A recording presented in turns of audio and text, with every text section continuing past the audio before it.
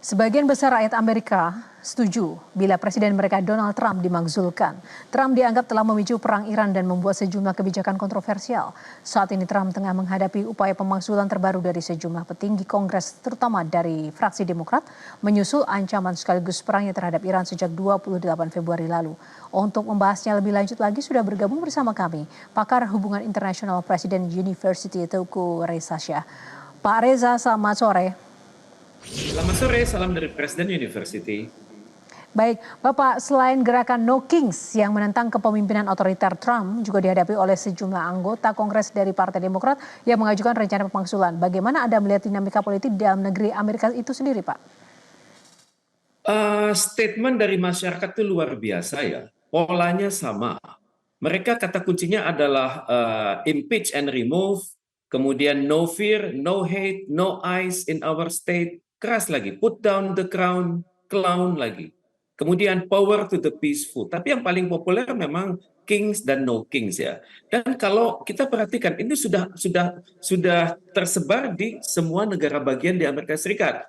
Dan kalau saya perhatikan ini tadi Metro menunjukkan polling yang terbaru ya. Kalau polling saya miliki itu sekitar 2 minggu lalu, itu 52% mengatakan harus di-impeach dan 40% itu menentang. Dan sekarang lebih tajam lagi, kalau saya perhatikan 2 minggu lalu itu masih Demokrat itu 84% mendukung, 8% menolak, kemudian Republikan 14% mendukung, 81% menolak. Cuman kalau kondisinya sesuai dengan polling sekarang, ya saya pikir ya masyarakat itu harus menghargai konstitusi ya, nggak mudah melakukan pemakzulan, karena pemakzulan di Amerika Serikat itu adalah proses konstitusional 2 tahap. Jadi nanti Senat yang menentukan secara mayoritas atau enggak. Tapi paling enggak prosesnya itu adalah pemakzulan itu sudah terbukti pernah dilakukan ya. Jadi kalau untuk ini kali ya steps-nya itu adalah step pertama adalah inisiatif. Inisiatifnya dari the House of Representatives. Kemudian nanti di situ adalah akan kelihatan apakah itu votingnya simple majority atau enggak. Kalau misalnya terjadi majority, ya tahap keduanya adalah Senat.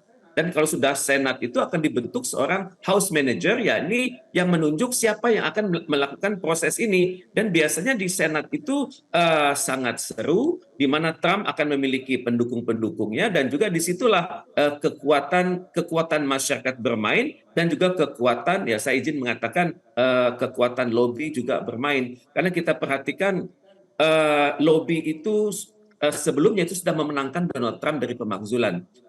Dan sekarang juga tampaknya lobby itu akan bergerak untuk meyakinkan bahwa pemakzulan itu nggak perlu, tapi juga anggota Senat itu seperti kita sudah ketahui bahwa proses mereka naik ke dalam status yang sekarang itu kan lewat proses yang melibatkan keuangan kan.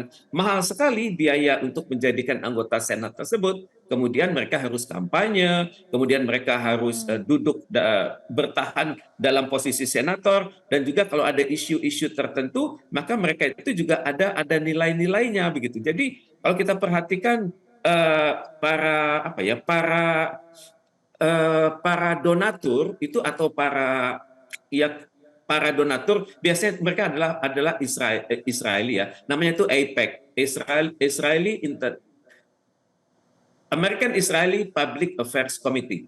Itu biasanya mereka sudah menyasar anggota-anggota itu siapakah yang akan bertarung, siapa yang sedang duduk, dan siapa yang terlibat dalam isu-isu tertentu. Dan biasanya ada dana yang ikut bermain, dan juga selain itu juga dana itu juga muncul dari yang namanya military industrial complex. Di mana military industrial complex itu adalah industri pertahanan Amerika Serikat seperti Raytheon, Airbus, Thales, kemudian Textron. Itu sangat diuntungkan dengan berjalannya perang. Bagi mereka, kalau kita kan sebagai umat manusia berpikir perang itu adalah sesuatu hal yang sangat buruk bagi peradaban, tapi bagi para businessman di dunia perang dan juga di dunia multinational corporation, perang itu ada harganya begitu. Disinilah kita melihat menarik, teori Pak. dari realism yang mengatakan janganlah kita melihat dari moral, tapi lihat dari kekuatan. Ya, antara apa yang menjadi persepsi publik dan juga aktif bisnismen ini di mana posisi Trump? Karena memang selain dianggap sebagai pemicu perang di Iran, sikap Presiden Donald Trump pun juga selalu kontroversial dan melawan arus. Apakah ini terkait dengan bisnis itu sendiri dan juga Israel? Menurut Anda apa yang sebenarnya menyebabkan Trump menjadi seperti ini dan apakah ada maksud-maksud tertentu di balik sikapnya yang seperti ini?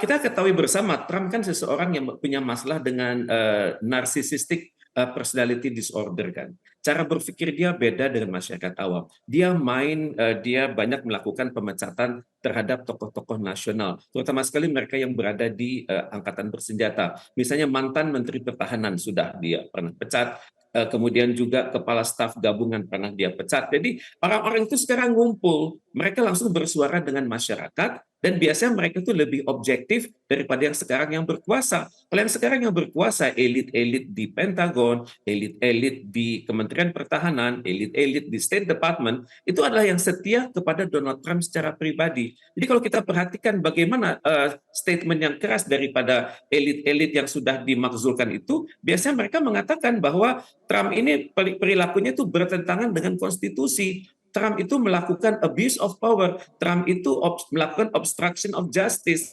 Trump itu melakukan foreign policy abuse begitu. Jadi ini adalah bahasa yang dimengerti oleh masyarakat karena mereka melihat tokoh-tokoh militer kami itu lebih nasionalistik daripada orang-orang yang naik karena panggung politik. Karena seringkali kita lihat misalnya Hegseth itu kalau berdebat dengan tokoh-tokoh militer itu dia kalah begitu. Kalau dia berdebat juga dengan tokoh-tokoh di Senat, dia juga kalah. Tapi Hegseth ini sangat ego begitu. Bisa perhatikan orang-orang dilantik oleh Donald Trump itu menyatakan pokoknya Donald Trump bilang begitu aja. Jadi sering kali ditanya, apa sih alasan Anda sehingga seorang kepala staf gabungan harus mundur? Nah, Hegseth tidak punya jawaban yang pasti. Kecuali mengatakan orang itu tidak setia pada Donald Trump.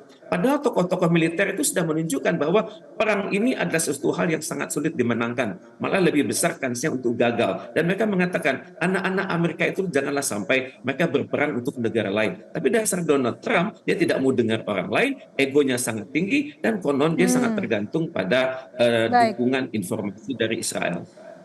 Baik, Pak Teuku Reza Syah, terima kasih untuk ulasan yang sangat komprehensif bersama Metro hari ini. Kita akan tunggu terus bagaimana nanti hasil Kongres mempengaruhi sikap Trump terhadap konflik yang sedang terjadi bersama Iran. Terima kasih Pak waktunya bersama Metro hari ini. Jelajahi cara baru mendapatkan informasi. Download Metro TV Extend sekarang.